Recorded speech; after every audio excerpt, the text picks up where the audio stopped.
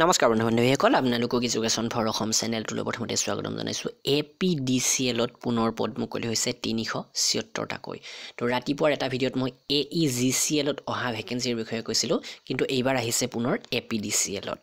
আৰু এই পদবিলাকৰ কাৰণেও 9 তাৰিখৰ পৰাই এপ্লাই হ'ব। ইয়াতে বেলেগ বেলেগ পদ আছে। এই সকলোবিলাকৰ বিষয়ে ভিডিঅ'টোত আপোনালোকক কম সময়তে জনাম। আহক ভিডিঅ'টো আৰম্ভ কৰোঁ। শেহতীয়াকৈ আহোম বুৰঞ্জীৰ A to Z অৰ্থাৎ চুকাফাৰ পৰা পুৰন্দৰ সিংহলৈকে সকলো কেইজন আহোম স্বৰ্গদেউৰ বুৰঞ্জীৰ প্ৰশ্ন উত্তৰ সন্নিৱিষ্ট কৰি এখন ই-বুক বনোৱা হৈছে, যিখনৰ দাম মাত্ৰ 40 টকা ৰখা হৈছে। 2টা ভলিউমত বনোৱা হ'ব। প্ৰথম ভলিউমটো ইতিমধ্যে প্ৰকাশ কৰা হৈছে, তো আপোনালোকে এই PDF ফাইলটো কিনি ল'ব পাৰে। অসমৰ সকলো এক্সামৰ কাৰণে যথেষ্ট হেল্পফুল হ'ব। তো এইখন হৈছে এডভাৰটাইজমেণ্টখন। তো ইয়াতে চাওক, এইটো 2020-21 কাৰণে নতুনকৈ ওলোৱা এডভাৰটাইজমেণ্ট। আৰু ইয়াতেও ওলাইছে 3টা কেটেগৰীত পদবিলাক: group A assistant manager, group B junior manager আৰু group C assistant accounts officer. তো এই সকলোবিলাক পদৰ কাৰণে যিটো এক্সাম হ'ব, সেই এক্সামটো CBT অৰ্থাৎ কম্পিউটাৰ বেছড টেষ্ট হ'ব। আৰু ইয়াতে মুঠ 100 নম্বৰ থাকিব। তো প্ৰথমতে এছিষ্টেণ্ট মেনেজাৰৰ যিটো পোষ্ট আছে, এইটোৰ কাৰণে দৰমহাটো 60,000 পৰা 1,12,000। গ্ৰুপ B কেটেগৰীত থকা পদ যিবোৰ জুনিয়ৰ মেনেজাৰৰ হয়, ইলেক্ট্ৰিকেল, আৰু ইয়াতে মুঠ 220টা আছে। প্ৰথম যিটো গ্ৰুপ A কেটেগৰী, মুঠ 141টা আছে। গ্ৰুপ B 220টা আছে। আৰু গ্ৰুপ C কেটেগৰী যিটো এছিষ্টেণ্ট একাউণ্টছ অফিচাৰ, 15টা পোষ্ট আছে। আৰু এই সকলোবিলাক পোষ্টৰ কাৰণে প্ৰথম যি 2টা পোষ্ট ইয়াতে এছিষ্টেণ্ট মেনেজাৰ তথা জুনিয়ৰ মেনেজাৰ, এইকেইটাৰ কাৰণে আপোনালোকক ইঞ্জিনিয়াৰিং ডিগ্ৰী লাগিব। আৰু 3 নম্বৰ যিটো এছিষ্টেণ্ট একাউণ্টছ অফিচাৰ আছে, সেইটোৰ কাৰণে ডিগ্ৰী কমপ্লিট কৰা হ'লেই হ'ব, আৰ্টছ, ছায়েন্স অথবা কমাৰ্চ ষ্ট্ৰীমৰ পৰা।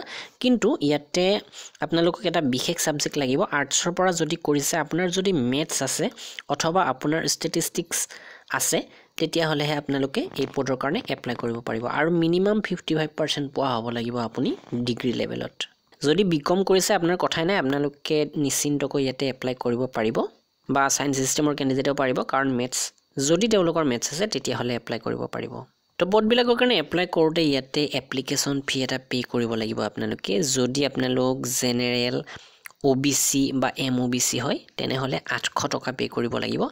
আৰু যদি আপুনি SC ST কেণ্ডিডেট, তেনেহ'লে 400 টকা পে' কৰিব লাগিব। PWD কেণ্ডিডেটে ইয়াতে কোনো ধৰণৰ এপ্লিকেশ্যন ফি পে' কৰিব নালাগে।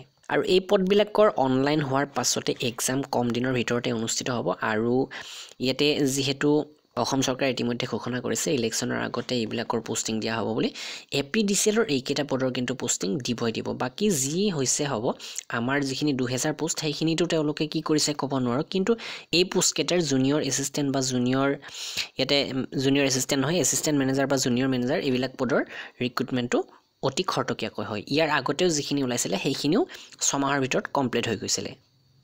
তো আপোনালোকে এই পদবিলাকৰ কাৰণে যদি এপ্লাই কৰে, তেনেহ'লে যদি অসম জিকে বা জিকেৰ ছেকশ্যনটো কভাৰ কৰাকৈ PDF বিচাৰে, তেনেহ'লে আমাৰ এই ই-বুকখন কিনি ল'ব। ইয়াতে মুঠ 8000 জিকে আছে।